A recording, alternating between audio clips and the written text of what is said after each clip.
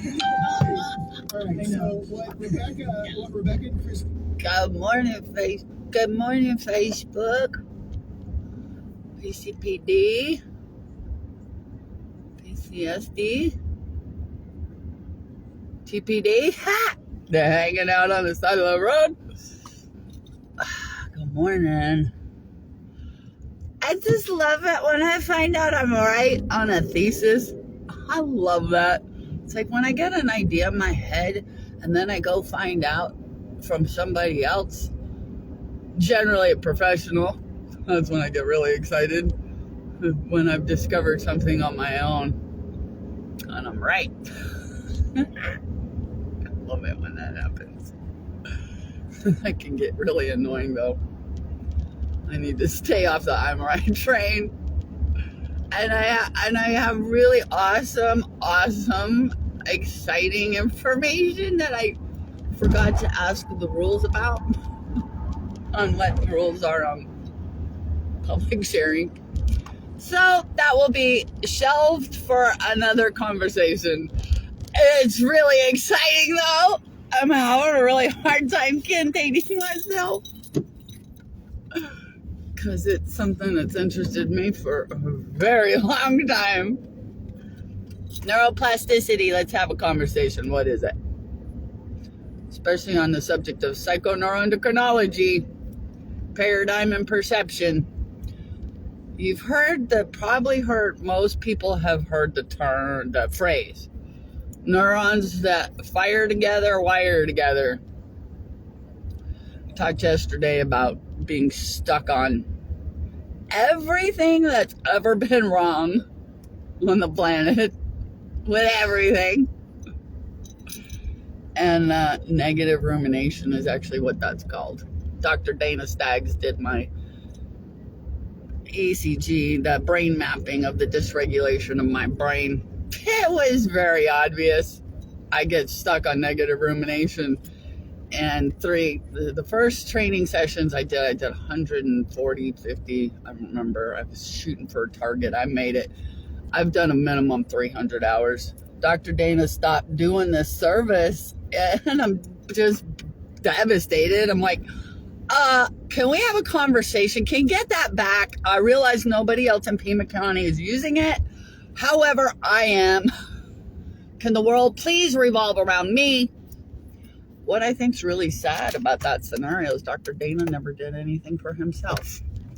And how many mechanics do you know driving around a piece of crap working on a Porsche? They just don't do stuff for themselves. How many doctors do you know that are morbidly obese, dumping alcohol on their brains?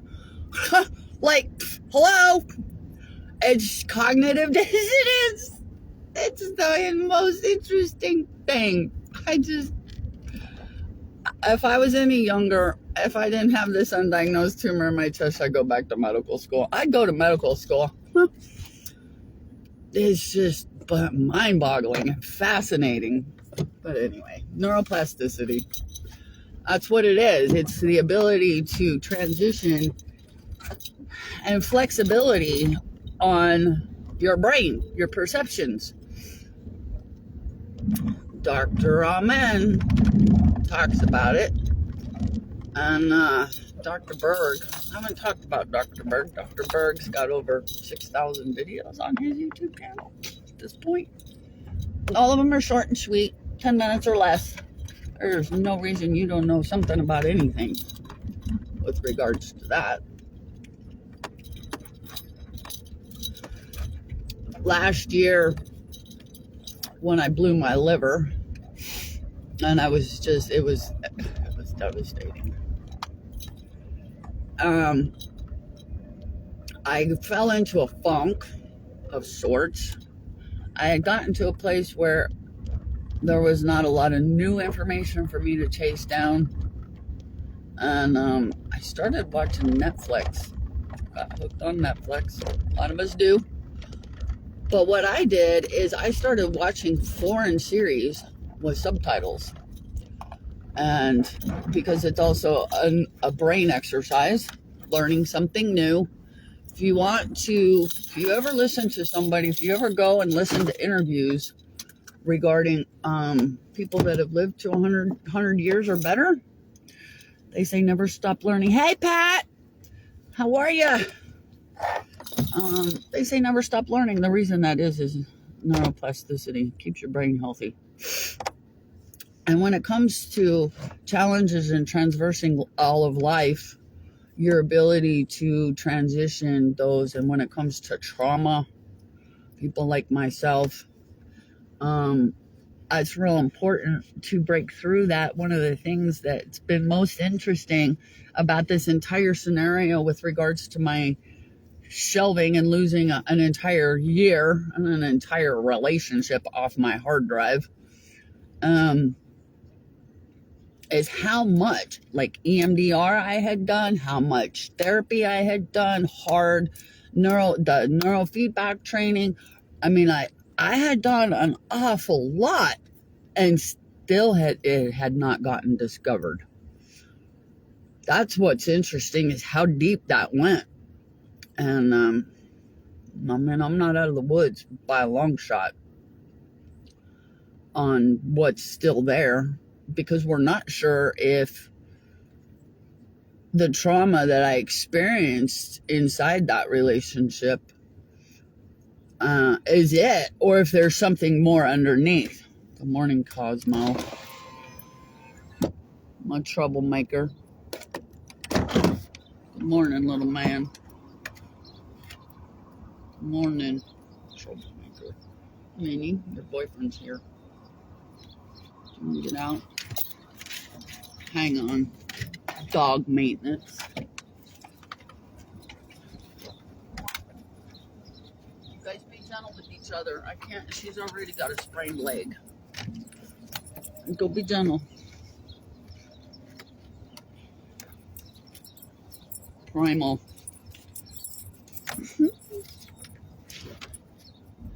Go be a dog.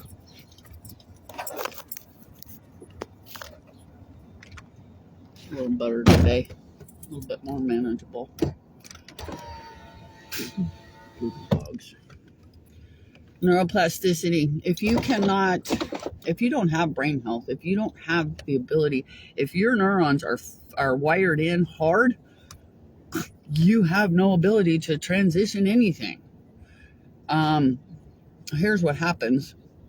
It happens, and this is why in Alcoholics Anonymous, they say, when you're a newcomer, keep coming back till the miracle happens. That miracle that they're talking about is the neuroplasticity breakthrough of you've now broken through. You've now white knuckled it. You've showed up, and that window is about 6 weeks. Anytime anybody makes New Year's resolutions, major changes in anything, anytime you take stock in some scenario, 6 weeks. That's it. That's all you got until you break through that synapses. Motivation, inspiration, motivation, all that stuff. 6 weeks. You can't get through that 6 week mark, you have not broken through, and you're locked in, and you're going to go right back to the old habit. That's the glass ceiling. That's the glass ceiling that people hit. And biohackers, thank God for I fell into the fellowship of biohackers. And my online life, man, those people are amazing. And I'm so excited to find out how right I am in other areas. And I'm so excited, you guys. It is so refreshing. And then to see people and it's sad, to see people that are truly locked in, who literally cannot hear a word I'm saying. There's nothing wrong with my communication skills at all. And it's interesting because one of the things I do is I get loud. And I get loud when I feel like I'm not getting heard. Because it's like, okay, you're not hearing me at this volume. Are you going to hear? And then I try to change up my verbiage. They still can't hear me. It's like, Wow, could you please stop cutting your nose off to spite your face, please? I'm not enjoying the ride that I'm on, having to contain myself. Make sure my dogs are paying attention.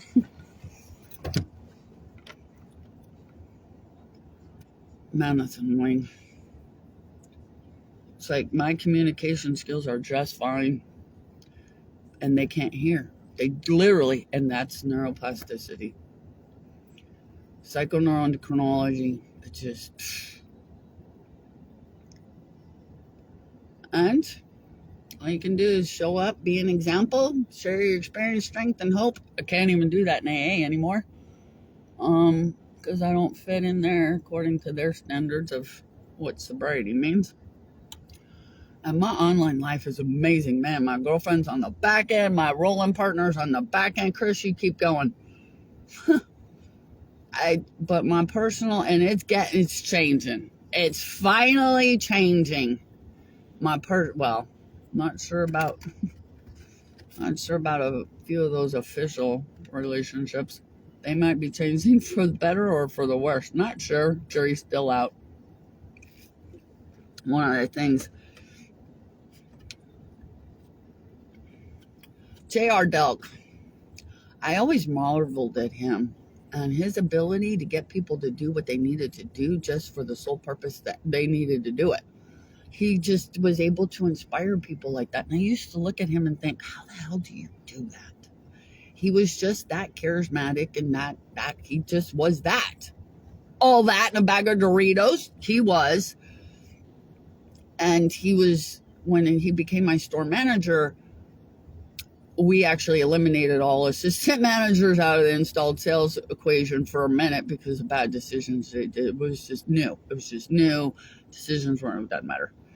But I used to marvel at his ability to inspire people to do what they, and I was in college at the time in management, and a good manager will inspire a person, a management, to do what because they want to, not because they have to. I never could figure out how to inspire people. That part of the equation, that I don't have that train car. I need to pass that one on. Mel Robbins, Tony Robbins, yeah, other people. That's not me. All I have is the message. I can carry the mess and the message at the same time. That's my skill set. I don't know how to inspire people. I don't know. Maybe someday. Maybe not. Not sure. Got to get out there into a different venue, though, to inspire anybody, because inspiring them old people, that's not happening. Inspiring new people, that's working out pretty good. So far, we'll see. We love you. We all hope you have a great day. Neuroplasticity, go find out what it is. Dr. Joe Dispenza, neurologist. He's the one. Go look it up. That rabbit hole will take you at least 4 months. And that's if you make it a full-time job, like I did. We love you. Have an amazing day. Joe Rogan has still not called. Not sure if he's got my new number. Fairly certain he could find me. Somebody was playing a joke on me the other day. Yeah, they were going to have an imposter Joe Rogan call me. Like, yeah, I need that one on FaceTime. I already know that. We love you.